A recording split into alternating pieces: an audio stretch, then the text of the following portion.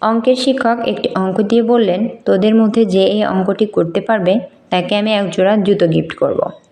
সকল ছাত্র অঙ্কটি সঠিক উত্তর দিল। শিক্ষক বলল, আমি তো একজনকে জুতো দিতে পারবো। একটা কাজ করা যাক, লটারি করি। বাক্সের মধ্যে তোরা তোদের নাম আর রোল নম্বর লিখে দে। ছাত্ররা নাম আর রোল নম্বর লিখে বাক্সে রাখলো। শিক্ষক বাক্স ঝাঁকিয়ে একটি কাগজ তুললেন। শিক্ষক বলল, আমি নামটি পড়ব? ছাত্ররা একসাথে উত্তর দিল, পড়ুন স্যার।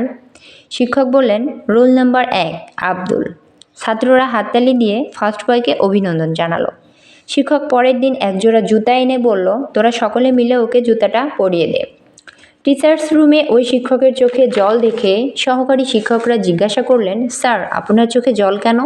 শিক্ষক জুতার ঘটনা খুলে বললেন, আব্দুল ক্লাসে একমাত্র ছাত্র যে কিনা খালি পায়ে স্কুলে আসে। আমি ওর কথা চিন্তা করে কঠিন অঙ্ক দিলাম।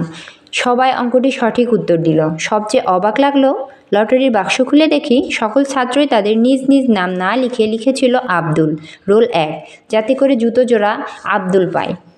বলেন তো সেই ছাত্রটিকে? তিনি হলেন APJ Abdul Kalam, former president of India.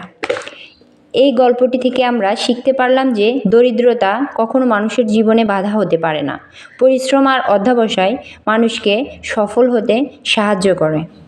তাই আমাদের উচিত দরিদ্রতার দোহাই দিয়ে নিজেকে গুটিয়ে না রাখা, সবসময় চেষ্টা করা, নিজে কিছু করা, সফল হওয়া, নিজে ধৈর্য ধরে অধ্যবসায়ের মাধ্যমে সফল হয়ে সবাইকে দেখানো।